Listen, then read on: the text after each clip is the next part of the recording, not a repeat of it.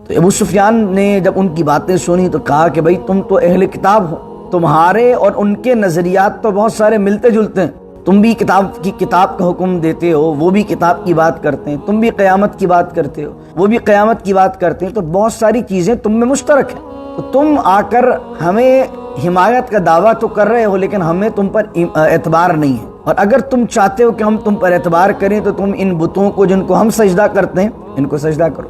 تو حی بن اخطب نے اور کعب بن اشرف نے کیا کیا کہ گئے اور ان بتوں کو جا کر سجدہ کر دیا، حالانکہ اہل کتاب ہیں اور اہل کتاب کے نزدیک شرک تو وہاں بھی جائز نہیں ہے، لیکن یہ چیز ہوتی ہے زدم زدہ میں، جب آدمی کسی کی مخالفت پر اتر آئے، کسی کو نیچا دکھانے پر اتر آئے تو پھر آدمی کے ذہن سے اللہ ہدایت کو اور سوچنے سمجھنے کی صلاحیت کو دور کر دیتا۔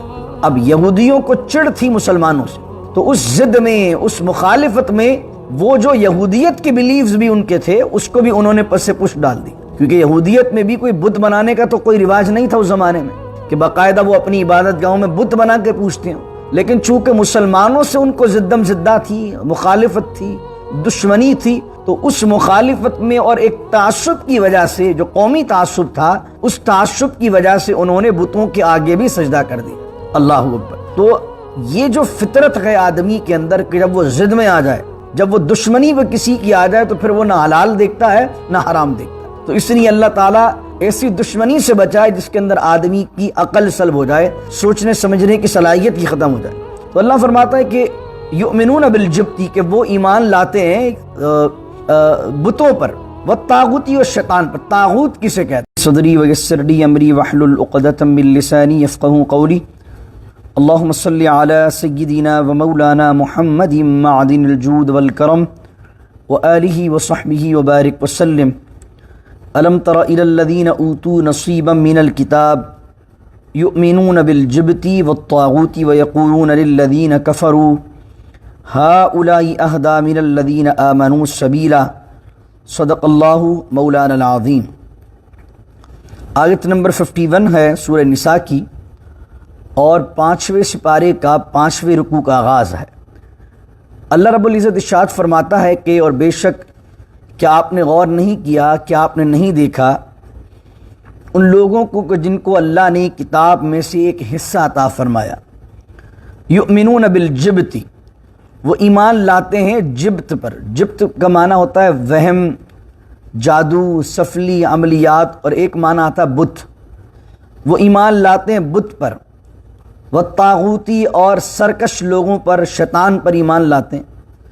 وَيَقُولُونَ لِلَّذِينَ كَفَرُوا، اور وہ لوگ کہتے ہیں ان سے جنہوں نے کفر کیا، هَؤُلَاءِ أَهْدَىٰ مِنَ الَّذِينَ آمَنُوا سَبِيلًا، کہ وہ تمام کے تمام کافر زیادہ حق پر ہیں، من الذین آمنوا سبیلا، ان لوگوں سے جو ایمان لے کر آئے۔ اب یہاں پر ان اہل کتاب کی بات ہو رہی ہے جو بتوں پر بھی ایمان لا رہے ہیں، شیطان پر بھی ایمان لا رہے ہیں، اور کافروں کو، مشرکین مکہ کو جو بتوں کے پوجنے والے ہیں، ان کو کہہ رہے ہیں کہ وہ ایمان والوں سے زیادہ بہتر ہیں اور ہدایت پر ہیں۔ یہ کن کی بات ہو رہی ہے؟ تو مفسرین نے لکھا اس کا شان نزول یہ ہے کہ جب احد کے اندر مسلمانوں کو ایک بڑا نقصان اٹھانا پڑا احد کی جنگ میں، تو اس کے بعد مدینۃ المنورہ کے اندر جو یہودی قبائل رہتے تھے ان سے نبی کریم صلی اللہ علیہ وسلم کا معاہدہ تھا، کمٹمنٹ تھے کہ جناب ہم تمہارے لیے جنگ نہیں کریں گے، تم ہم سے جنگ نہیں کرو گے، اور اگر کوئی ہم سے جنگ کرے گا یا کوئی یہودیوں سے لڑے گا تو ہم اس کی مدد نہیں کریں گے اور تم بھی اس کی مدد نہیں کرو گے جو ہم سے لڑے گا۔ لیکن جب احد کے اندر انہوں نے دیکھا کہ ایک بڑا نقصان مسلمانوں کو پہنچا ہے، تو یہاں سے مدینے کے قبائل میں سے 2 لوگ 70 لوگوں کو لے کر، ایک بندہ حی بن اخطب اور ایک بندے کا نام تھا کعب بن اشرف، یہ 2 یہودیوں کے سردار تھے، انہوں نے 70 یہودیوں کو لیا اور یہ مدینے سے مکے پہنچے ابو سفیان سے ملنے، اور ابو سفیان اس وقت ایمان نہیں لائے تھے، اس لیے پہنچے کہ اب مسلمانوں کو ایک دھچکا لگا ہے، تو اب جو بچی کچی مسلمانوں کی طاقت ہے اس کو بھی ختم کر دیا جائے اور مشرکین کے ساتھ مل کر مسلمانوں کو فوراً نقصان پہنچایا جائے۔ تو حی بن اخطب اور کعب بن اشرف ابو سفیان کے پاس مکے میں پہنچے۔ ابو سفیان جیسا کہ میں نے کہا ایمان نہیں لائے تھے اس وقت، تو ابو سفیان نے جب ان کی باتیں سنی تو کہا کہ بھائی تم تو اہل کتاب ہو، تمہارے اور ان کے نظریات تو بہت سارے ملتے جلتے ہیں. تم بھی کتاب کا حکم دیتے ہو، وہ بھی کتاب کی بات کرتے ہیں. تم بھی قیامت کی بات کرتے ہو، وہ بھی قیامت کی بات کرتے ہیں. تو بہت ساری چیزیں تم میں مشترک ہیں. تو تم آ کر ہمیں حمایت کا دعویٰ تو کر رہے ہو، لیکن ہمیں تم پر اعتبار نہیں ہے. اور اگر تم چاہتے ہو کہ ہم تم پر اعتبار کریں تو تم ان بتوں کو جن کو ہم سجدہ کرتے ہیں ان کو سجدہ کرو. تو حی بن اخطب نے اور کعب بن اشرف نے کیا کیا کہ گئے اور ان بتوں کو جا کر سجدہ کر دیا. حالانکہ اہل کتاب ہیں اور اہل کتاب کے نزدیک شرک تو وہاں بھی جائز نہیں ہے، لیکن یہ چیز ہوتی ہے زدم زدہ میں. جب آدمی کسی کی مخالفت پر اتر آئے، کسی کو نیچا دکھانے پر اتر آئے، تو پھر آدمی کے ذہن سے اللہ ہدایت کو اور سوچنے سمجھنے کی صلاحیت کو دور کر دیتا. اب یہودیوں کو چڑ تھی مسلمانوں سے، تو اس ضد میں، اس مخالفت میں، وہ جو یہودیت کے بیلیفز بھی ان کے تھے اس کو بھی انہوں نے پس پش ڈال دی.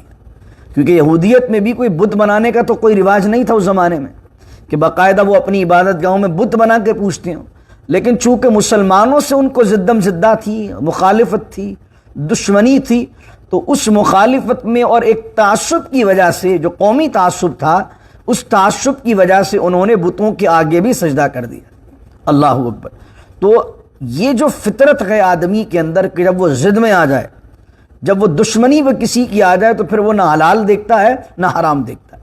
تو اس لیے اللہ تعالیٰ ایسی دشمنی سے بچائے جس کے اندر آدمی کی عقل سلب ہو جائے، سوچنے سمجھنے کی صلاحیت ہی ختم ہو جائے. تو اللہ فرماتا ہے کہ یؤمنون بالجبتی، کہ وہ ایمان لاتے ہیں بتوں پر، والطاغوتی و شیطان پر. طاغوت کسے کہتے ہیں؟ اکثر اردو میں بھی الفاظ آتے ہیں اور عربی کے اندر بھی طاغوت کا لفظ آتا ہے. طاغوت بنا ہے طغا سے. طغا کہتے ہیں سرکشی کو، طغا کہتے ہیں طغیانی. طغیانی طغا سے نکلا ہے. یہ طغا اور طغیانی کسے کہتے ہیں؟ طغیانی اس چیز کو کہتے ہیں دریا اور سمندر کی ایک لمٹ ہے. جب دریا اور سمندر اپنی لمٹ سے زیادہ بہنے لگتا ہے تو کہتے ہیں بھئی دریا میں طغیانی آ گئی ہے، سمندر میں طغیانی آ گئی ہے. یا لہریں جہاں تک آتی ہیں، موجیں جہاں تک آتی ہیں، جب موجیں اپنے حساب سے اپنے دائرے سے باہر نکلیں تو ہم کہتے ہیں موجوں میں طغیانی آ گئی ہے. جیسے اعلیٰ حضرت کے ایک شعر ہے، لم یاتی نذیر کفی نظری، بہت مشہور نعت ہے. اس کے اندر کہتے ہیں البحر علا والموج طغا. آقا سمندر جو ہے بلند ہے، والموج طغا، اور موجیں جو ہیں اس میں طغیانی آ چکی ہے. من بے کس و طوفاں ہوش ربا، اور میں بے کس آدمی، اور طوفان بھی جو ہے بڑا خطرناک ہے. منجھدار میں ہوں بگڑی ہے ہوا، موری نیا پار لگا جانا. تو طغا کا معنی ہوتا ہے طغیانی، حد سے باہر نکلنا. تو طاغوت اس شخص کو کہتے ہیں جو اللہ نے حدود رکھی ہیں وہ حدود سے باہر نکل جائے، سرکش ہو جائے. تو ہر اس شخص کو طاغوت کہتے ہیں جو خود بھی حد سے باہر نکلے اور دوسروں کو بھی حد سے باہر نکالنے کی کوشش کرے، اس کو کہتے ہیں طاغوت. تو اللہ کہتا ہے یؤمنون بالجبت والطاغوت، کہ وہ ایمان لاتے ہیں جادو ٹونے عملیات وغیرہ ان وہموں پر اور بتوں پر، اور ساتھ ساتھ ان شیاطین لوگوں پر جو معاشرے میں سرکشی پھیلانے والے ہیں، طغیانی کرنے والے ہیں اور طاغوت ہیں. تو اب ابو سفیان نے ان سے کہا، اگلا جو جملہ کہا گیا یہاں پر، ابو سفیان نے کہا چلو تم بھی اہل کتاب ہو، تم بھی پڑھے لکھے لوگ ہو، یہ بتاؤ جو نبی کریم صلی اللہ علیہ وسلم دین لے کر آئے ہیں وہ دین زیادہ حق پر ہے یا ہم حق پر ہیں؟ تو اب چونکہ ان کو زدم زدہ تھی، انہوں نے کہا اچھا تم بتاؤ تم کیا کیا کرتے ہو. تو انہوں نے کہا کہ ہم کعبے کو خدمت کرتے ہیں، کعبے کی تعمیر کرتے ہیں، حاجیوں کو پانی پلاتے ہیں، یہ تمام چیزیں کرتے ہیں. اور نبی کریم صلی اللہ علیہ وسلم کے لیے بارے میں بتایا کہ وہ ابھی نئے نئے دین لے کر آئے، ہمارا پرانا دین ہے. تو حی بن اخطب اور کعب بن اشرف جانتے تھے کہ حضور صلی اللہ علیہ وسلم کی نشانیاں توریت میں موجود ہیں، لیکن جاننے کے باوجود بھی صرف مخالفت میں ابو سفیان اور تمام کفار کو کہنے لگے اگر ہم دونوں کو کمپیئر کریں تو تم مشرکین مکہ زیادہ حق پر ہو مسلمانوں سے. تو اللہ نے وہی قول نقل کیا وَيَقُولُونَ لِلَّذِينَ كَفَرُوا، اور وہ یہودی کہتے ہیں ان مشرکین سے، کیا کہتے ہیں؟ هَؤُلَاءِ أَهْدَىٰ مِنَ الَّذِينَ آمَنُوا سَبِيلًا، کہ وہ ایمان والوں سے زیادہ ہدایت پر. اب بتائیے جان بوجھتے ہوئے مشرکین کو، بتوں کو پوجنے والے کو کہہ رہے ہیں کہ وہ حق پر ہیں. تو اللہ رب العزت جلال کا اظہار فرمایا اگلی آیت میں، فرمایا اولئک الذین لعنہم اللہ، یہ وہ لوگ ہیں کہ جو مشرکین کو, بتوں کو پوجنے والوں کو ایمان والوں سے زیادہ ہدایت پر کہتے ہیں؟ فرمایا یہ سارے وہ ہیں جن پر اللہ کی لعنت ہے. وَمَن يَلْعَنِ اللَّهُ فَلَن تَجِدَ لَهُ نَصِيرًا, اور جس پر اللہ کی لعنت ہو تو فَلَن تَجِدَ لَهُ نَصِيرًا, تو وہ کوئی مددگار, کوئی حمایتی نہیں پائے گا. لعنت کا میں نے کل مفہوم بیان کر دیا تھا. لعنت کس کو کہتے ہیں؟ اللہ کی رحمت سے دور ہونا. یعنی جب اللہ کسی پر یہ کہتا ہے کہ تم پر اللہ کی لعنت ہے, تو اس سے مراد یہ کہ تو خدا کی رحمت سے دور ہے. اور جب بندہ کوئی خدا کی رحمت سے دور ہو جائے گا تو نہ اس دنیا میں اس کا کوئی حامی ہوگا, نہ آخرت میں اس کا کوئی مددگار ہوگا. پھر اللہ فرما رہا ہے کہ یہ جو میڈیٹر بن کر فیصلہ کر رہے ہیں یہودی کہ یہ ہدایت پر ہیں یا یہ ہدایت پر نہیں ہے. اور ایک اور میں ایک پہلو بیان کروں سیرت کا, جس آپ کے ذہن میں رہنا چاہیے کہ یہاں پر آ کے 70 لوگ معاہدہ کیا کر رہے ہیں؟ یہ معاہدہ یہ کر رہے ہیں کہ ہم مدینے میں رہتے ہیں, تم ایسا کرو, احد میں تو تم نے بڑا نقصان دے دیا ہے, اب ایسا کرو کہ تم دوبارہ حملہ کرو مدینے پر. تو جب تم باہر سے حملہ کرو گے تو ہم تم سے ابھی کمٹمنٹ کر کے جا رہے ہیں, معاہدہ کر کے جا رہے ہیں, تو جب ہم دیکھیں گے تم نے باہر سے حملہ کر دیا ہے تو ہم مدینے کے اندر سے ان پر کود پڑیں گے. تو اندر سے ہم ماریں گے مسلمانوں کو, اور باہر سے تم مارنا مسلمانوں کو. یہ معاہدہ ہوا ہے احد کے بعد مکے کے اندر مشرکین سے, یہودیوں کا. اب حضور صلی اللہ علیہ وآلہ وسلم آ رہے ہیں عمرے کے لیے. جو پہلا عمرہ ہے حضور نے خواب دیکھا صحابہ کے ساتھ, اور حدیبیہ کے مقام پر حضور علیہ السلام کے قافلے کو روک دیا جاتا ہے اور کہا جاتا ہے کہ ہم آپ کو اس سال عمرہ کرنے نہیں دیں گے, آپ اگلے سال آئیے. اب حضور علیہ السلام ایک صلح حدیبیہ کرتے ہیں, اس کو ٹریٹی آف حدیبیہ کے نام سے جانا جاتا ہے. اس میں ایسی بہت ساری شرائط ہیں جو کہ ظاہری اعتبار سے ایسا رکھتا ہے کہ جس کے اندر کافر زیادہ غالب ہو رہے ہیں اور مسلمان مغلوب ہو رہے ہیں. لیکن حضور علیہ السلام کی حکمت اور حضور کی پالیسی, حضور کی بصیرت اور حضور فیوچر کے بارے میں جو چیز دیکھ رہے ہیں, حضور علیہ السلام کو جو چیز نظر آ رہی ہے وہ کسی اور کو نظر نہیں آ رہی. کیونکہ اس صلح حدیبیہ کے اندر یہ چیز تھی کہ اب ہم آپس میں جنگ نہیں کریں گے. تو اب حدیبیہ کی اس شرط کی وجہ سے کیا ہوا کہ وہ جو یہودیوں کا سارا پلان تھا, وہ پلان کیا تھا کہ مشرکین جنگ کریں اور وہ باہر سے حملہ کریں, ہم اندر سے حملہ کریں, مسلمانوں کو ختم کر دیں. لیکن جب وہ ٹریٹی آف حدیبیہ ہوا تو اس نے بہت ساری شرائط تھی. انشاءاللہ جب آگے سورہ فتح آئے گی تو ہم انشاءاللہ اس پر پورا مکمل بیان کریں گے کہ وہ کیا ٹریٹی تھی, اس میں کیا کیا شرائط تھیں. لیکن ایک شرط یہاں پر میں بیان اس لیے کر رہا ہوں کہ اس سے ایک لنک بن رہا ہے اس واقعے کا, کہ وہ جو معاہدہ کر کے گئے تھے 70 یہودی کہ آپ تم لوگ آؤ اور ہم اندر سے حملہ کریں گے, تو حدیبیہ کی صلح کی وجہ سے نبی کریم صلی اللہ علیہ وسلم کی حکمت نے اور بصیرت نے پہلے سے پہل اس کے لیے ایک ایسا بند باندھا کہ مشرکین اس بات پر راضی تھے کہ نہ مسلمانوں سے وہ جنگ کریں گے نہ مسلمانوں سے جنگ کریں گے. تو جب وہ مسلمانوں سے جنگ کرنے آنے پر انہوں نے رضا کر لی تو اب یہودیوں کا سارا پلان جو ہے وہ چوپٹ ہو گیا. تو آگے فرمایا کہ ام لہم نصیب من الملک, اللہ فرما رہا ہے کیا انہیں ہم نے بادشاہی عطا کی ہے؟ کیا یہ لوگ اس ساری سرزمین کے حکمران ہیں جو فیصلہ کر رہے ہیں یہ ہدایت پر ہے یہ ہدایت پر نہیں ہے؟ اللہ کہہ رہا ہے فَإِذًا لَا يُؤْتُونَ النَّاسَ نَقِيرًا, اور یہودی اتنے بخیل اور کنجوس ہیں. آج بھی آپ دیکھ لیں یہودی بڑا بخیل ہے, بہت کنجوس ہے. دوسروں کا مال کھانا by hook and by crook ان کے لیے جائز, اپنا مال دینا یہ ان کے لیے ناجائز. یعنی میں نے آپ کو بیان کیا تھا کہ بائبل سے متعلق کتاب تالمود جو یہودیوں کے اصول پر کتاب لکھی گئی ہے, اس میں یہ لکھا ہوا ہے کہ اگر کسی بنی اسرائیل کے کسی یہودی کا کوئی اونٹنی ہے یا جانور ہے وہ کہیں سے ملے تو اس کو واپس کرنا لازمی ہے. لیکن اگر کسی غیر یہودی کا کوئی جانور مل گیا, آدمی کھا گیا, بیچ دیا اس نے, تو کوئی توان اس پر نہیں ہے. تو ایسی بخیل قوم ہے. اللہ نے فرمایا ام لہم نصیب من الملک, کیا انہیں بادشاہی اللہ نے عطا کی ہے؟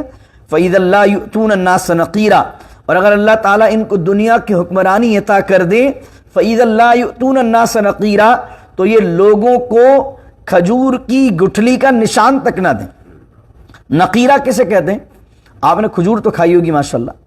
کھجور کے اندر کل میں نے ایک چیز بیان کی تھی, فتیلہ, جو اوپر بیان کی تھی. فتیلہ کہتے ہیں اس گٹھلی پر وہ جو جھلی چلی ہوتی ہے, ایک وائٹ سی جھلی ہوتی ہے, اس کو کہتے ہیں فتیلہ, جو کل ہم نے بیان کیا. نقیرہ اس کو کہتے ہیں کہ گٹھلی کے دو سائیڈ ہوتے ہیں, ایک سائیڈ پر جو ہے لائن بنی ہوتی ہے, جو تھوڑا سا اس میں گڑھا ہوتا ہے, تو کتنی چھوٹی سی لائن ہوتی ہے, کتنا چھوٹا سا اسپیس ہوتا ہے.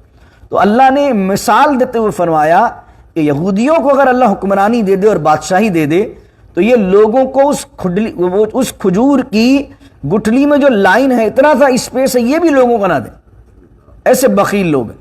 پھر فرمایا ام یحسدون الناس، اب اللہ بیان کر رہا ہے انہیں حسد کس لیے ہے۔ ام یحسدون الناس علی ما آتاہم اللہ من فضلی، کیا انہیں لوگوں سے اس لیے حسد ہے، یعنی مسلمانوں سے، کہ علی ما آتاہم اللہ من فضلی، کہ اللہ نے مسلمانوں کو اپنا فضل عطا فرما دی، اللہ نے انہیں آخری کتاب عطا فرمائی، اللہ نے اپنا حبیب پاک صلی اللہ علیہ وسلم انہیں مبعوث فرما دیا، تو کیا انہیں یہ حسد ہے؟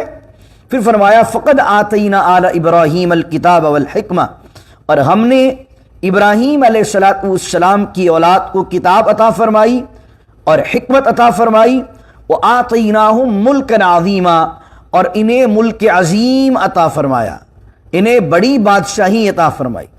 اب یہاں پر جو حسد تھی میں پہلے بھی عرض کر چکا ہوں، اللہ نے بیان کر دیا کہ انہیں تھی آل اسماعیل سے حسد، کیونکہ یہودی ہیں جتنے بھی یہ ہیں آل اسحاق میں سے۔ حضرت ابراہیم علیہ السلام کے دو بیٹے، ایک بیٹے کا نام اسماعیل علیہ السلام، دوسرے بیٹے کا نام اسحاق علیہ السلام۔ اسماعیل علیہ السلام بڑے ہیں، اسحاق علیہ السلام چھوٹے ہیں، سارے نبی آئے ہیں اسحاق علیہ السلام کی اولاد میں سے، اور حضور جان عالم صلی اللہ علیہ وسلم پیدا ہوئے ہیں اسماعیل علیہ السلام کی اولاد میں سے۔ یہودی حضور کے آنے سے پہلے دعا کرتے تھے آخری نبی کے آنے کی کہ وہ آخری نبی آئے تو ہم ایمان لائیں، لیکن ایمان کیوں نہیں لائے؟ کہ وہ ذہن بنا کے بیٹھے تھے کہ ہماری قوم، ہماری جگہ، ہمارا ملک، یہ ہے قومی تعصب۔ آدمی کو جب ذات پات کا تعصب ہو جائے نا، یہ میرے علاقے کا ہے، یہ میرے محلے کا ہے، یہ میرے شہر کا ہے، یہ میری ذات کا ہے، تو یہ جو ذات پات کا تعصب ہے یہ آدمی کو ایمان سے محروم رکھ دیتا، کیونکہ آل اسحاق میں سارے انبیاء آئے، اللہ نے آخری نبی کو بھیج دیا آل اسماعیل میں، تو انہیں ہو گیا ان سے حسد کہ آخری نبی کو بھی آنا چاہیے تھا ہماری ہی نسل میں سے، ہماری قوم میں سے۔ ارے بھائی یہ تو خدا کے فیصلے، وہ رب ہے جس پر چاہے اپنا فضل کر دے، جس قوم میں چاہے اپنا فضل کر دے، اس نے اپنا نبی بنی اسماعیل نے بھیجا۔ تو اللہ فرما رہا ہے کہ ہم نے اگر کرم کیا ہے تو اسحاق بھی ابراہیم کی اولاد میں ہے، اسماعیل بھی ابراہیم کی اولاد میں، تو ہم نے اگر حضور علیہ السلام کو بھیجا ہے آل اسماعیل میں تو کرم تو آل ابراہیم پر ہی ہوا ہے نا، جناب اسحاق پر کرم ہو یا جناب اسماعیل پر کرم ہو، دونوں ہی ابراہیم علیہ السلام کی اولاد ہیں۔ جب تم اپنے آپ کو آل ابراہیم کہتے ہو، بنی اسرائیل بھی کہتے تھے ہم ابراہیم علیہ السلام کی اولاد میں سے، تو یہاں اسماعیل علیہ السلام کی طرف بھی منتقل ہوا ہے، تو در حقیقت یہ کرم تو آل ابراہیم پر۔ فقد آتینا آل ابراہیم۔ ایک اور نقطہ یہاں پر دیکھیے، اللہ نے حکومت کی بات بعد میں کی ہے، کتاب کی اور حکمت کی بات پہلے کی ہے۔ فقد آتینا آل ابراہیم الکتاب والحکمہ وآتیناہم ملکا عظیما۔ یہاں پر یہ نقطہ ہے کہ پہلے آتی ہے کتاب اور پہلے آتی ہے حکمت۔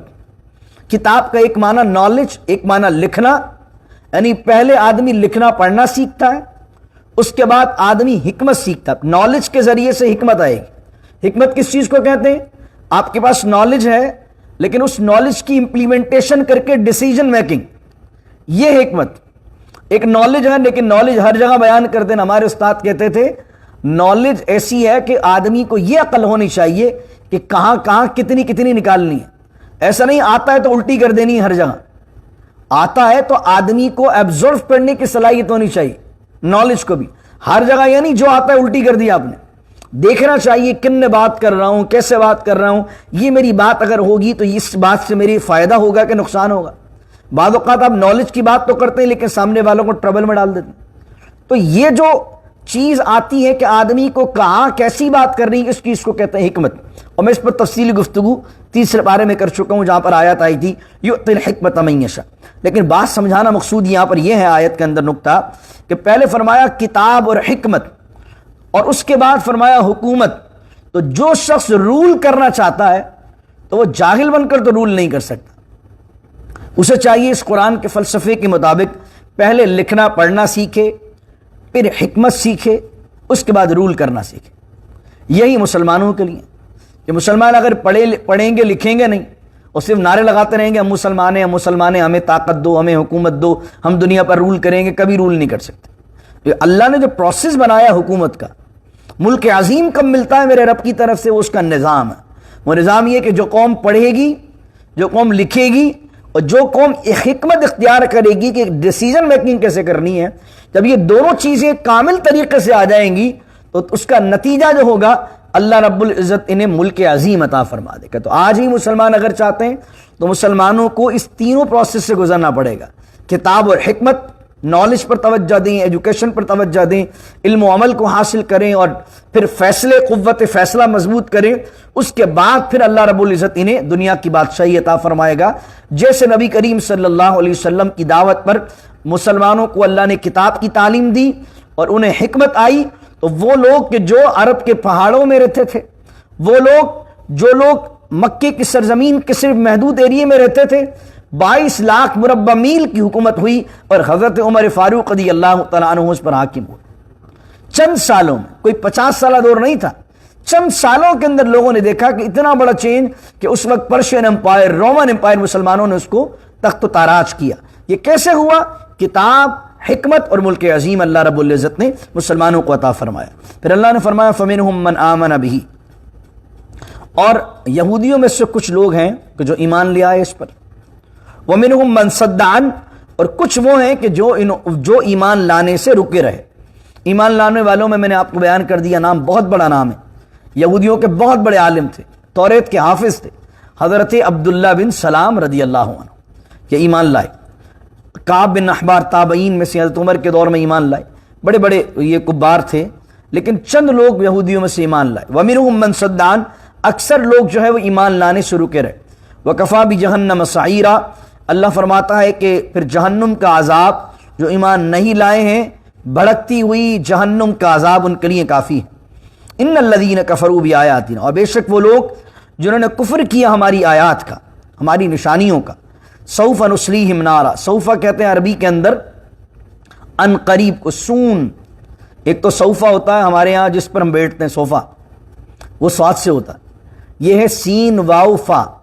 سین واو فا یا کبھی کبھی کسی جملے کے شروع میں آتا ہے جسٹ سین. صوفہ یا سین آتا ہے تو وہ ان قریب کا معنی دیتا ہے، سون کا معنی دیتا ہے عربی کے اندر. ان الذین کفروا بآیاتنا، اور بے شک جن لوگوں نے کفر کی ہماری آیات کا، سوف ان قریب سون، نصلیہم نارا، ہم انہیں بھڑکتی ہوئی آگ میں ڈالیں گے. کلما نضجت جلودہم، اب یہ سنیے جملہ، اللہ اکبر. کلما نضجت جلودہم، جلود جلد کی جمع ہے، جلد اسکن کو کہتے ہیں، جلود اس کی پلورل آ گئی. فرمایا جب انہیں بھڑکتی ہوئی آگ میں ہم ڈالیں گے، کلما نضجت، نضجت کا معنی ہے جل جانا. فرمایا کہ جب ان کی جلدیں اس آگ سے جل جائیں گی، بدلناہم جلودن، ہم نئی جلدوں سے، نئی اسکن سے ان کی اسکن کو بدل دیں گے.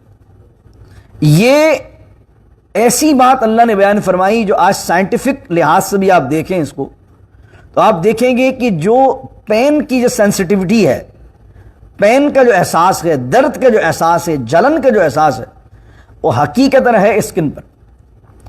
آدمی کے گوشت تک جب چیز پہنچتی ہے تو اتنا اثر نہیں ہوتا. زیادہ جو سوزش ہے، زیادہ جو تکلیف ہے، زیادہ جو جلن ہے، وہ جلن پہنچتی ہے اسکن سے. اسکن جلتی ہے تو زیادہ تکلیف ہوتی ہے. آپ کبھی کسی برن وارڈ میں جائیے، آدمی کی جس کی اسکن جل جاتی ہے اس کو دیکھیے. اللہ بچائے ہم سب کو، اللہ ہمیں ہر قسم کے حادثات سے، آفات سے بچائے. جن کی جلدیں جل جاتی ہیں ان کا کیا ہوتا ہے؟ استغفر اللہ.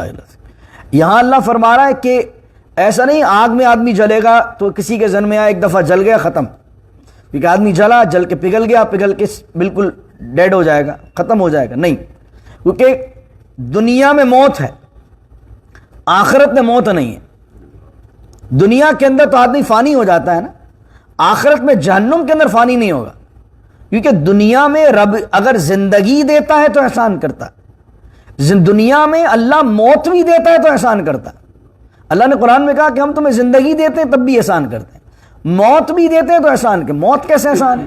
موت اس طرح احسان ہے کہ ایک آدمی تکلیف میں، اگر اللہ اس لمحے اس کی سانسیں نہ لے تو کیا 50 سال تکلیف میں گزارے گا؟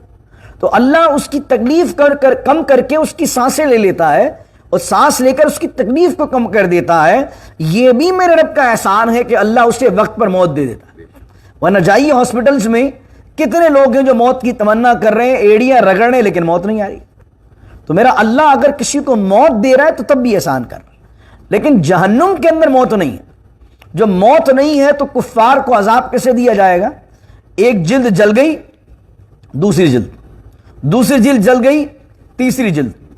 حضرت عمر فاروق رضی اللہ عنہ سے منقول ہے کہ ایک ایک دن میں اور ایک روایت میں ایک ایک لمحے میں 100 مرتبہ جلد چینج کی جائے گی. اللہ اکبر. اور کسی یہ چیز غیر حالیت دوسری جلد انہیں بدل دی جائے گی، اس لیے لیذوق العذاب، تاکہ یہ عذاب کا مزہ چکھتے رہیں.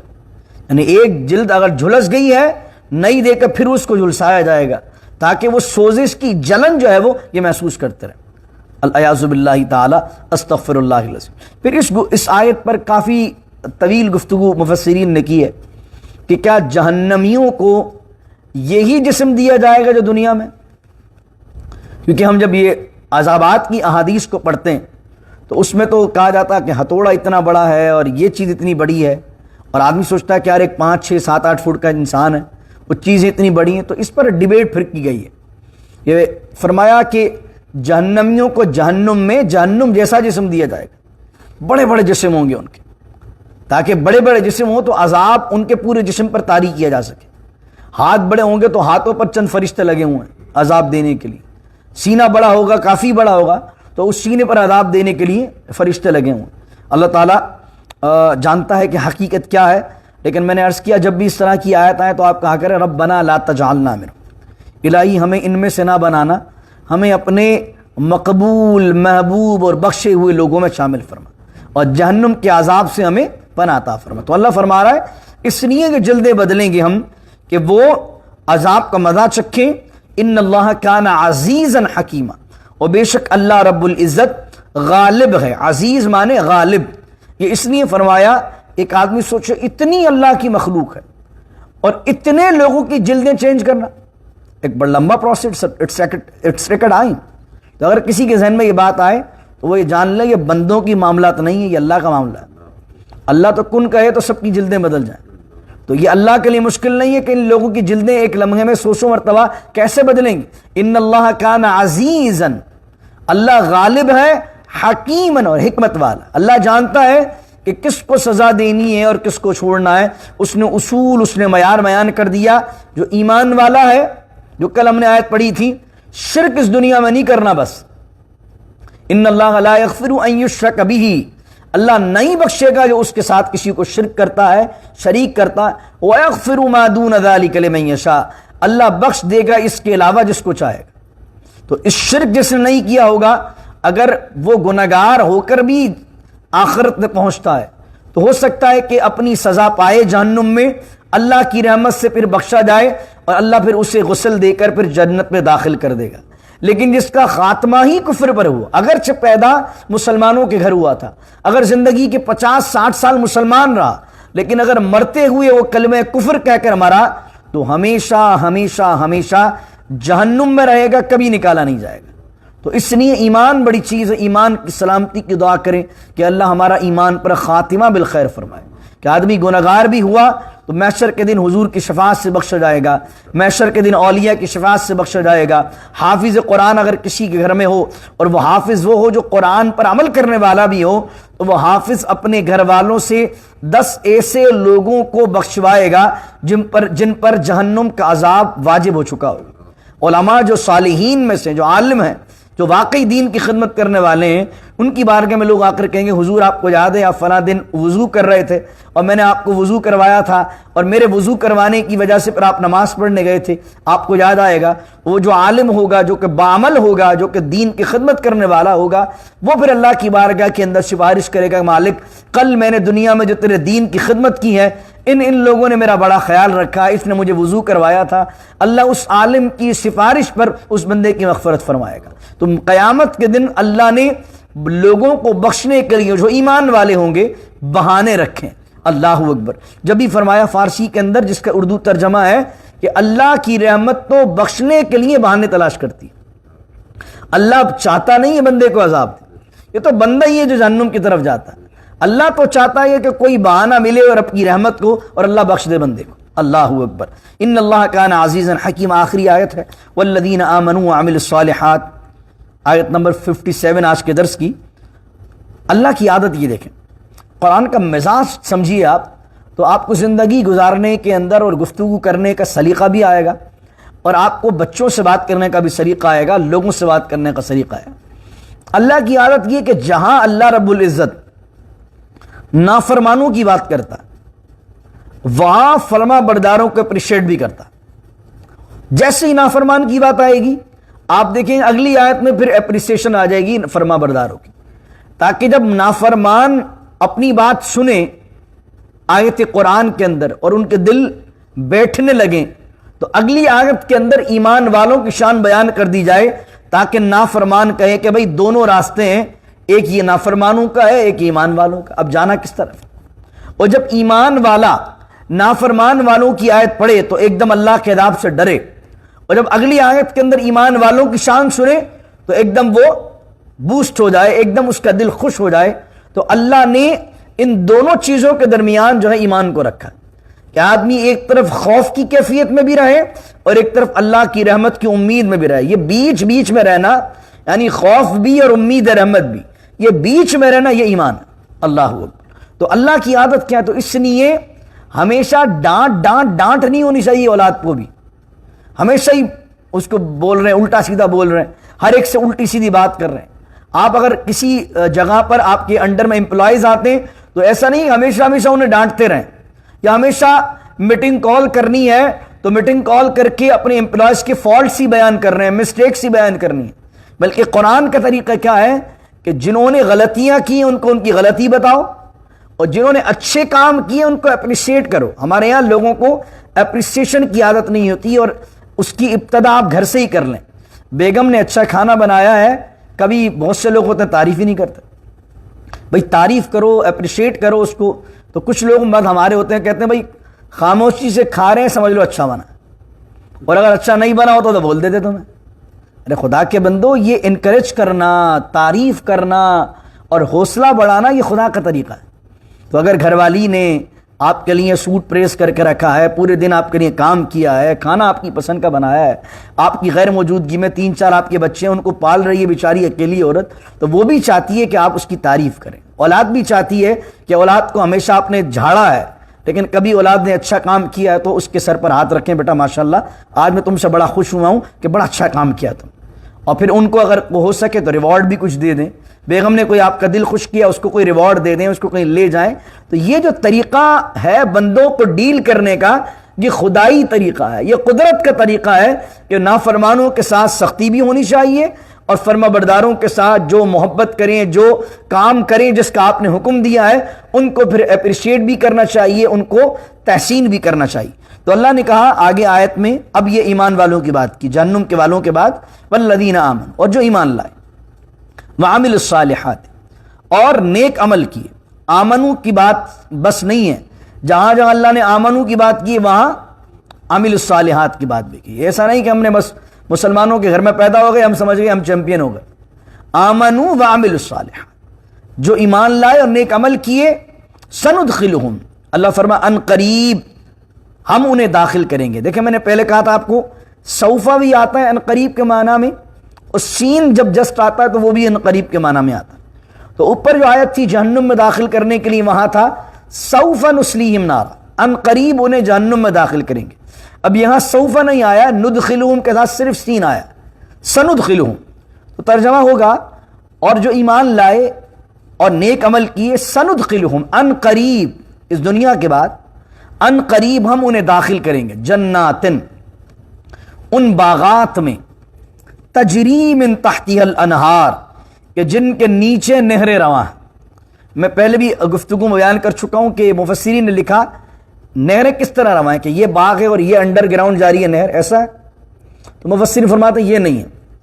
باغ کا حسن اگر دیکھنا ہو تو باغ کا حسن ہی ہوتا ہے کہ باغ ہو تھوڑا اپر سائڈ پہ اور ڈھلان میں اس کے سائڈ کے اندر نہریں رواں ہوں، تو آپ دیکھیں گے تو یہ آپ کو دکھے گا کیسے باغ کے نیچے نہر ہے، لیکن وہ بالکل انڈر میں نہیں ہوتی ہے، وہ کیا ہوتا ہے وہ سائڈ میں ہوتی ہے اور باغ تھوڑا ہائٹ پر ہوتا ہے. تو یہ باغ کی خوبصورتی. کبھی آپ دنیا کے اندر بھی کسی ایسے منظر کی طرف جائیں کہ کہ درخت وغیرہ لگے ہوں گھنے گھنے اور آپ ٹاپ پر ہوں اور آپ کے چاروں طرف جو ہے وہ لیکس وغیرہ بنی ہوئی ہوں اور آپ دیکھتے ہیں کتنا خوبصورت منظر ہوتا ہے. تو اللہ فرماتا ہے ہم ان کو ان جنتی باغات میں داخل کریں گے جن کے نیچے نہریں رواں ہیں, اور ایمان والے اور نیک عمل کرنے والے خالدین فیہا ابدا. یہ بھی ایک آدمی کو ڈھارس ملتی ہے. خالدین, خالد کا معنی ہوتا ہے ہمیشہ رہنے والا. خالدین فیہا, وہ اس میں ہمیشہ ہمیشہ, ابدن ہمیشہ ہمیشہ رہیں گے. اس طرح ابدن کا یہ جملہ آتا ہے نا قصیدہ برد شریف میں بھی, مولا صلی وسلم دائماً ابدن. اس کا مطلب کیا ہے؟ اے میرے مولا درود اور سلام بھیج, دائماً ہمیشہ ہمیشہ, ابدن ہمیشہ ہمیشہ, کس پر؟ علی ابی حبیبی کا خیر الخلق کلہم. تو وہ ابدن فرمایا خالدین فیہا ابدا, کہ وہ جنت میں ہمیشہ ہمیشہ رہیں گے. یہ بھی ایمان والوں کے دل کو بڑھایا ہے. وغیرہ آدمی کیا ہوتا ہے جب کسی اچھے ریزورٹ میں جاتا ہے, کسی اچھی ہوٹل میں جاتا ہے, کسی اچھی لوکیشن میں جاتا ہے, تو جتنی اس کو خوشی ہوتی ہے اس کے ساتھ ایک احساس یہ بھی ہوتا ہے کہ یار 2 دن بعد جانا ہے, 3 دن بعد پھر کام, پھر وہی 9 to 5, پھر وہی جاب شروع. تو آدمی کو یہ خوف ہوتا ہے کہ یار اتنی خوبصورت سینرک ویو ہے, یار کیا خوبصورت منظر ہے, لیکن کتنے دن کا اسٹے؟ 4 دن کا اسٹے, اور 4 دن کے بعد 1 دن بھی بڑھا تو ہوٹل کے ریٹ بڑھ جائیں گے. لیکن یہاں جنت میں ایسا کوئی چکر نہیں ہے. جنت میں اللہ نے کہہ دیا ایک دفعہ جو جنت میں آ گیا اب جنت سے اللہ اس کو نکالے گا نہیں. خالدین فیہا ابدا. اعلیٰ حضرت نے بڑی خوبصورت بات فرمائی ہے, جنت میں آ کے نار میں جاتا نہیں کوئی. فرمایا ریاض الجنہ جو ہے وہ کیا ہے؟ ریاض الجنہ ہے جنت کا ٹکڑا, اور قیامت کے دن اٹھا لیا جائے گا اور جنت میں لے جایا جائے گا. سید اعلیٰ حضرت فرماتے ہیں کہ جو 2 رکعت یہاں پڑھ لے, یہ وہ مقام ہے, اللہ کی رحمت سے امید ہے کہ اللہ جنت میں داخل ہونے کے بعد کسی کو نکالتا نہیں ہے. تو جو لوگ ریاض الجنہ میں 2 رکعت پڑھ لیتے ہیں تو وہ ایک طرح سے جنت میں نماز پڑھ لیتے ہیں, اور یہ امید اللہ کی رحمت کی جا سکتی ہے کہ انہوں نے دنیا میں جنت کے ٹکڑے میں نماز پڑھ لی ہے تو اب اللہ قیامت کے دن انہیں جہنم میں نہیں ڈالے گا. یہ اعلیٰ حضرت کا ایک ذوق ہے, انہوں نے ذوق سے ایک بات کی. تو خالدین فیہا ابدا فرمایا وہ ہمیشہ ہمیشہ جنت میں رہیں گے. لہم فیہا ازواج مطہرہ, اور اس جنت میں ان کے لیے پاکیزہ بیویاں ہیں. ازواج کے ساتھ فرمایا مطہرہ, پاکیزہ بیویاں. پاکیزہ سے اس کی شرح یہ کی علماء نے, اس طرح دنیاوی عورت کو حیض آتا ہے, نفاس آتا ہے, ہر مہینے کے اندر ایام آتے ہیں. فرمایا جو جنت کی حور ہے اسے کسی بھی قسم کے ایام نہیں آئیں گے. لہم فیہا ازواج مطہرہ. اور مفسرین نے لکھا کہ جب جب جنتی مرد اپنی اس حور سے, اپنی جنتی بیوی سے ملے گا, ہر دفعہ اسے کنواری پائے گا. وَنُدْخِلُهُمْ ظِلًّا ظَلِيلًا, اللہ فرماتا ہے اور ہم انہیں داخل کریں گے ظِلًّا ظَلِيلًا, کہ جس جگہ پر سایہ ہی سایہ ہوگا. یعنی جنت ایسی جگہ ہے کہ جہاں پر دھوپ کی تپش نہیں پڑے گی, روشنی تو ہوگی, ہر جگہ روشن ہوگی, لیکن ظِلًّا ظَلِيلًا, سایہ دار ہوگی, ٹھنڈی ہوگی. ایسا نہیں ہوگا کہ روشنی تو ہو لیکن ساتھ ساتھ تپش بھی آ رہی ہو. اللہ اکبر. دعا کیجیے اللہ رب العزت سے اللہ تعالیٰ ان لوگوں میں شامل فرمائے جن کے اس آخری آیت کے اندر جو آج کی درس کی میں نے بیان کی, کہ اللہ جن کو جنت میں داخل کرے گا, جن سے راضی ہوگا, جن کو اللہ جنت کے مزے کروائے گا, اللہ ہمیں ان لوگوں میں شامل فرمائے. اور جن لوگوں کے عذاب کے ذکر کو بیان کیا, اللہ ان سے اور ان لوگوں سے ہماری اولادوں کو اور ہمیں اپنی پناہ, اپنی امان نصیب فرمائے. بسم اللہ الرحمن الرحیم. الحمدللہ رب العالمین والصلاة والسلام علی اشرف الانبیاء والمرسلین. ربنا اتمم لنا نورنا واغفر لنا انک علی کل شیء قدیر. رب اجعل لی مقیم الصلاة ومن ذريتي ربنا فتقبل دعاء.